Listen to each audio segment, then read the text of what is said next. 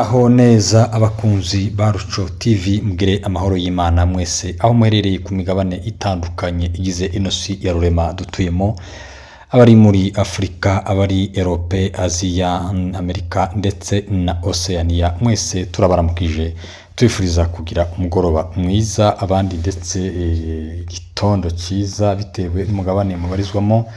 Hanyuma tunabaha kaze mu makuru yacu asoza uyu munsi ku itariki 28 z'ukwezi kwa kabiri umwaka wa 2026, aho tugiye kubagezaho amakuru agizwe n'ingingo z'ingenzi zikurikira. Turabwira situation iri mu Minembwe kugeza aya masaha, hanyuma turakubitira mu kibaya cya Rusizi. Amakuru yacu turaza kuyasoreza hariya mu mujyi wa Goma. Tugusaba wewe udukurikiye bwa mbere ahari utarakora subscribe cyangwa umaze iminsi udukurikirana ariko utarakanda, turagusaba gukanda rwose subscribe kugira ngo amakuru yacu azajya kugeraho ku gihe. Mwebwe mwamaze kuyikanda mwese turabashimiye rwose, mukomerezeho kandi mukomeze munogerwe n'ibiganiro Ruco TV ibagezaho umunsi ku wundi. Reka amakuru yacu tuyahere hariya mu misozi miremire y'Umurenge hariya mu Minembwe ndetse no mu nkengero zayo. Minembwe uyu munsi ni itariki 28 z'ukwezi kwa kabiri umwaka wa 2026. Uyu munsi ni umunsi ugira kane nta bitero byongera kugabwa hariya mu Minembwe. Murabizi ko hari hashize hafi ukwezi kwa kabiri kose mu kwezi kwari kwarahariwe ubwicanyi hariya mu Minembwe, ubwicanyi bwa leta ya Kinshasa aho ifatanyije na leta y'u Burundi, leta ya Tanzania, leta ya Angola, abashanshuro wazalendo ndetse na FDLR n'abandi bose ba P5 ndetse na za Gumino.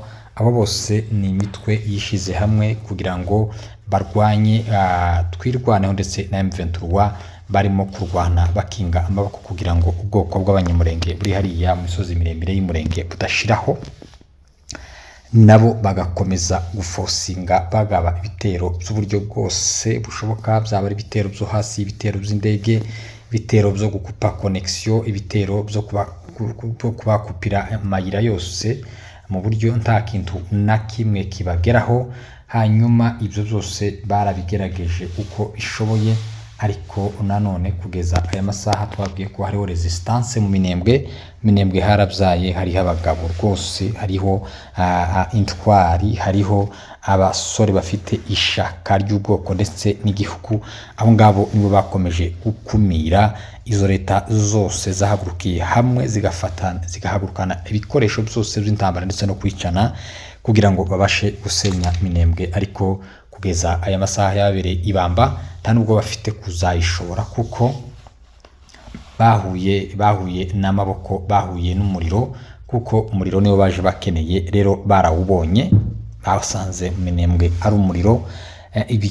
Baje bihimba ubwinshi ndetse n'ibikoresho n'ibiki byose, ariko abanyamurenge cyangwa M23 ndetse na twirwaneho ntibaza bakangwa n'ubwinshi cyangwa ngo bakangwe n'ibikoresho byinshi cyane, kuko ibo bafite icyo barwanira, bazi icyo barimo kurwanira n'impamvu yatumye batora intwaro kugira ngo barwane no kurwanya akarengane ndetse n'agasuzuguro, kurwanya ivangura ndetse n'ingengabitekerezo ya jenoside bari barashoweho.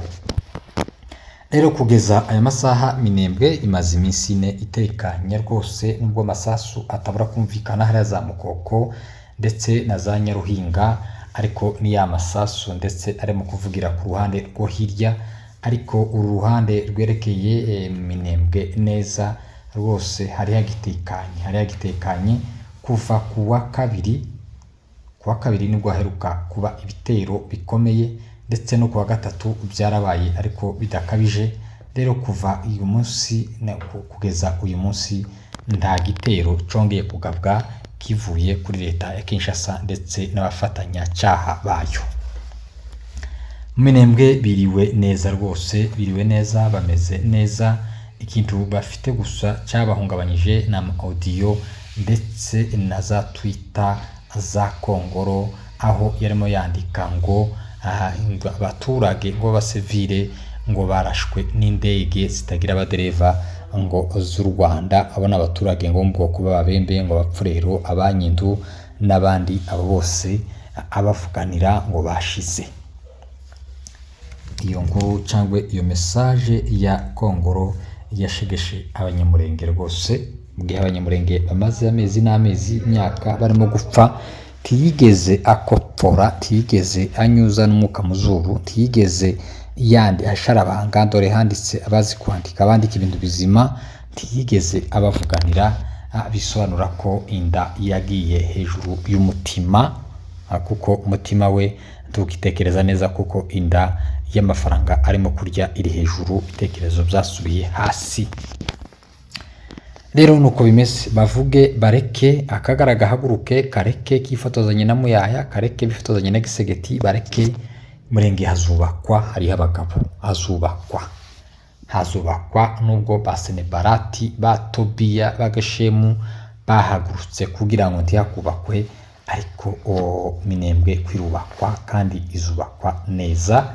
Nabo bazabibona, bazaba bahamya bakubihamya ibikorwa byiza bya Minembwe. Kugeza aya masaha ameze neza, haratekanye rwose, turabishima Imana, ndetse na Twirwaneho na M23 babigizemo uruhare gukubita umwanzi agahamuka. Twabwiye ko bamwe kera batangiye kwika umushasha bahunga, uwo muriro wabacanyeho uvuye mu maboko ya Twirwaneho ndetse na M23.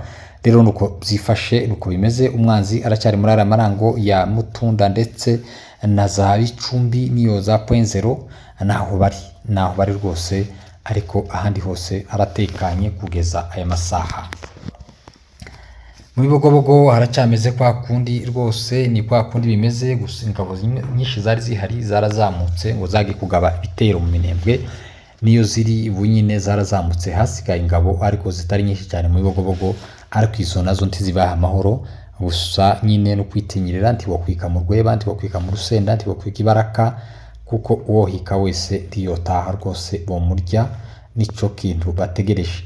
Gusa Imana ikomeje kubarinda kandi izabana nabo. Imana izabaturindira rwose kuzageza nabo hariya habohowe. Tuzabishima Imana ya Rurema izaba yabikoze. Indondo yo hagati hameze neza. Hanyuma indondo y'Ibuvira naho hari ibitero byazamutse birahari rwose. Hariya za Kajoka, hariya za iriya shene yose ya Kajoka, hariya za Rubarati, za Marimba, aho hose hari umwanzi wahazamutse, arahari rwose, ategereje kugaba ibitero ku ndondo. Baramutegereje rwose, ntabwo bigeze batinya gukubita umwanzi. N'ubu nyine bariteguye kandi biteguye neza kuko abanyamurenge ndetse n'aba M23 ntabwo bagira bw'umwanzi, kuko bafite impamvu barimo kurwanira. Impamvu nuko baje kwicwa, batewe nabo kubarirwanaho no kwirwanaho no kurengera ubuzima bwabo ndetse n'ubw'abaturage bashinzwe kurinda.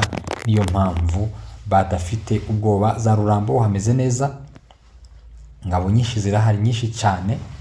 Mu Rurambo hari ingabo nyinshi kabisa, nyinshi ko zirahanama iriya misozi ya za Runingu na za Kiriba, aho ngaho izo ngabo zirahari nyinshi cyane. Ingabo nyinshi za M23 zaraje ziri hariya, zitegereje ko wenda umwanzi yishaganya zigahita zimusamira hejuru. Rurambo iratekanye, abaturage ibice birimo abanyamurenge hara mu Rurambo bamerewe neza rwose, babikesha ingabo za M23 ndetse na Twirwaneho bari hariya.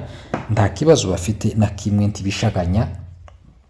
Kadutegereze ku mwanzi. Igeze kuza utumayimayi baradukubise batutwara mu nzara, baraturenza za Runingu. Ubu nyine niyo duhagarariye, ariko hariya gitekanye kuva ico gihe kugeza n'uyu munsi. Mu mujyi wa Uvira kujya abazanindo baracarimo, ariko mujyi wa Uvira nta umutekano uhari na buke. Bafite wasiwasi nyinshi cyane. Ingabo zaraje nyinshi, zimwe zavuye i Burundi, izindi zavuye za Kalemi, zisuka muri mujyi wa Uvira, mu gihe MONUSCO yari yavuze ko bagomba kuvamo. MONUSCO ikawukaba, ariko kugeza n'aya masaha bisha amatwi, baraceceka, tibigeze bawuvamo kugeza n'uyu munsi baracyari mu mujyi wa Uvira. Hanyuma ku ruhande rwa M23 ndetse na twirwaneho bari hariya za Ruberizi, hariya aho bahagarariye nabo bariteguye. Biravuga ko biteguye rwose kandi barimo kwisuganya. Nyuma yaho habarangije asorejwe inama hariya i Bujumbura y'abayobozi b'ingabo, igihugu cya Tanzania, igihugu cy'u Burundi, igihugu cya Congo, bose bari bamaze nk'iminsi 3 mu nama hariya bavuga ko ari inama yo gutegura ibitero byo kongera kugaba hariya mu nkengero za Uvira kugira ngo baze bakubite ingabo za M23 bagereza Kamanyura. Bikavuga ko M23 nayo yiteguye cyane, iriteguye rwose, iriteguye nta kibazo na kimwe ifite, irateguye. Biravuga ko hari n'ingabo ndetse zakomeje kugenda zisuganya ziva hariya za Kamanyura zija kwinjira hariya. Murumva ko ibintu bitoroshe, anytime ushobora gucakirana hariya ugasaka, hanyuma tukaza kubona ikizava. Leta ya Kinshasa yavuze ko izabakubita ikabageza Kamanyura, ikabakubita ikabageza Bukavu, ikakomezanya ndetse na za Goma hafi Bunagana ngo bakamijiriza muri Sabyinyo. Uko niyo mugambi wa leta ya Kinshasa. Hanyuma abandi nabo bako barakubita agatoki kandi mwadukuye mu mujyi wa Uvira, ariko uko biri kose aho ribera turaza kusubiramo kuko uwo mujyi wa Uvira no wateje ibibazo mu Minembwe. Nyuma yaho bavuye Uvira ibibazo byose byarisukiranyije mu Minembwe, intambara ziba nyinshi, amabombe y'urudaca, indege za Sukhoi na za drone zose ziraza ziracana ku kirere cya Minembwe, zisenyera abantu, zirabica ndetse zikomeretsa abandi. Ibyo byose byatewe nuko Uvira M23 yayivuyemo. Rero kuba barayivuyemo batabishaka, bavuga ngo hariho agahenge cyangwa se selefe, bamaze kuyivamo abarwi ibitero bikomeza kugeza n'uyu munsi biracyakomeje, ndetse kubera komeza guhitana n'abayobozi ba M23, abayobozi b'ingenzi. Rero M23 yavuze ko itazongera gushukwa na rimwe ibya kubyagahenge cyangwa ibya selefe. Twebwe ico dushize imbere no kwirwanaho ndetse no kwihorera abantu bacu mukomeje kwica, mukomeje guhitana n'izo ndege zanyu kandi mu gihe cya selefe. Nuko byifashe mu Kamanyura hariya. Biravuga ko hari ingabo, rwose zihari zitegereje ko hari cyo leta ya Kinshasa ivuga, hanyuma nabo bakareactinga. Nuko byifashe kugeza aya masaha hariya mu kibaya cya Rusizi. Bukavu bameze neza rwose, inyuma ya dutero twabaye ku Cyumweru no ku wa Gatandatu, dutero twa Mayimayi twose baradusakumye, utundi baraturasa hifashishijwe Croix Rouge kugira ngo ishingure kuko twari twinshi cyane. Kuva icyo gihe kugeza n'aya masaha winjiye ishamba hariya Kahoze Piega buragenda kugeza n'aya masaha tibwongeye kongera kuko pfura cyangwa ngo bugaruke. Kugeza amasaha Bukavu buratekanye. Mujyi wa Goma hariya muri territoire ya Masisi hakomeje kuba ibitero, inyuma yaho leta ya Kinshasa yabasutsemo amabombe y'indege za Sukhoi ndetse igakomeretsa abaturage, agapfa abandi. Rero M23 yahise yadvasinga, irarasa ifata agace ka Kinyumba hariya muri Masisi, aho ngaho mu gace ka Nyabyondo. Ako gace ka Kinyumba biravuga ko ari agace k'ingenzi cyane. Rero M23 ikomeje kugenda ifata uduce tuyisubiza uduce twinshi cyane tw'ingenzi. Utwo duce twose twabagamo FDLR yahoraga itera umunsi ku wundi, ikica abaturage, ikabashimuta, ikabanyaga. Rero utwo duce twose kwiragenda idusakuma itwisubiza rwose, kuko ndago bariho byo gukomeza gutegereza ngo agahenge ngo ibiki. Kandi ibyo tubyibutse ko ya leta ya Amerika, ya mahanga yose yashiragaho M23 ndetse na twirwaneho igitutu, bababuza kugenda bigarurira uduce twinshi, babakura aho bamaze gufata. Bigenda gute? Ubu nyine bose barahuze bahugiye ku ntambara yo mu burasirazuba bwo hagati. Iyo ni intambara ikomeye ihagarishe yatumye isi yose ihagarara, isi yose kwirinda umushitsi. Rero M23 ishobora guprofita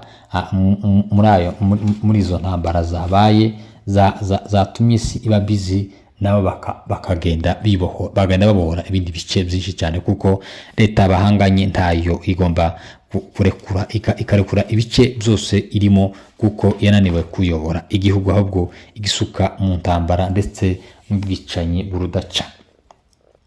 Rero baraprofita rwose, baprofite bagende bafate ibice byinshi cyane, bafate za Uvira, bafate za Baraka, bazaje kunamuka baza kuganira muri ya ntambara yabo, bageze za Kalemi naho barahafashe. Ubwo ngubwo tuzaba tumenya ibindi uko bizaba bigenda bimeze, kuko nivyo byiza mu gihe Trump avuze nabo bari kuprofita bakigarurira ibindi bice byinshi cyane. Andi makuru nuko leta zunze ubumwe za Amerika yavuze ko itagifatiye leta y'u Rwanda ibihano. Tigifatiye leta y'u Rwanda ibihano ni nyuma yaho Perezida Kagame aganiriye n'umudepite ukomeye cyane, umusenateri ukomeye cyane, inshuti ya Trump n'umurepublike, inshuti ya Trump cyane, inshuti ye magara, uzi amabanga yose ya Trump. Perezida Kagame yaramwegereye aramuganiriza, amubwira amateka y'u Rwanda ndetse na Amerika. Umunyamerika aza kwibuka ibintu byinshi cyane. Yaravuze ngo u Rwanda umufatanyabikorwa uri fiable, umufatanyabikorwa uri fiable wizewe, utameze nka nkiriya njiji y'ibitama ngo ni gisegeti, utameze nka kiriya kirara ngo ni gisegeti, none yumvikana ibingibi ejo akazana ibindi, uhora paragurika akubita hirya no hino. Ti rero u Rwanda ni inshuti yacu ihoraho, twakoranye business y'amabuye y'agaciro, dufitanye ibintu byinshi bijanye n'umutekano twasinyanye. Ti rero ibi bintu umuzungu yaje kubitekereza asanga koko niko bimeze, bamaranye iminsi myinshi n'u Rwanda. Umusenateri yahise yirukanka akurikirana ikibazo cyangwa icudubirgo bya Kongo cyangwa bya gisegeti yaregaga u Rwanda kugira ngo bafatire ibihano, asanga bigeze ku muntu wa nyuma ni ufite iyo raporo ashaka kwisingiriza Trump, amuganiriza ibyo bintu. Iyo raporo bahita barahita kugeza n'aya masaha bya bihano leta ya Kongo yahoraga isabira u Rwanda byararangiye rwose, banyujemo umurongo utukura. Ubu nyine u Rwanda n'urwere, ahubwo leta ya Kinshasa niyo bahindukiranye, basanze ariyo irimo kurenga ku gahenge, irimo kwica amasezerano ya Washington ndetse na za Doha.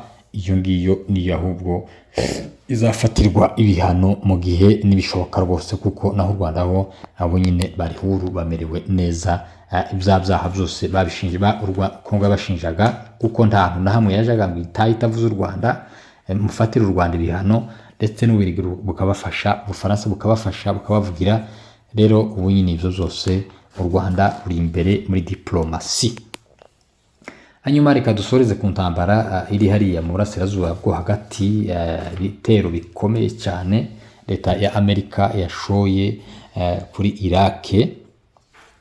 Ibitero simusiga yarashe hariya mujyi hariya muri Iraq, aho ishinja Iraq gukora cyangwa gutunganya imbunda zimwe za kirimbuzi, kandi Amerika yagerageje kubabuza barananirana, bakomeza kuryumaho. Ubwo rero Amerika yahise ibirasaho kugira ngo bitazaza kugira ikibazo icyo ari cyo cyose, kuko Iraq ni igihugu cy'ubwiyahuzi, igihugu cy'Abarabu kihagararaho cyane ndetse gikomeje gukora izo ntwaro.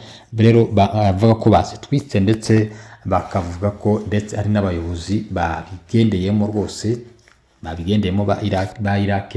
Ariko Iraq nayo ntihagaze, yahise igaba ibitero ku birindiro bya Amerika biri mu bihugu bitandukanye by'Abarabu, za Qatar, za Kuwait, za Tahran, za Dubai n'ahandi. Yagiye irasa amato ndetse n'ibindi birindiro byose bya Amerika. Iyo ntambara niyo ihangarikishije isi rwose, kuko ibihugu bikomakomeye byabikomye Amerika, igihugu nk'Ubushinwa, igihugu nka Burusiya, bavuze ko ibintu Amerika irimo gukora atari byiza. Ariko abo ngabo bavugira aho bicaye gusa, ariko kugira ngo bagire icyo bakora nta kintu na kimwe bakora, kuko batinye Amerika.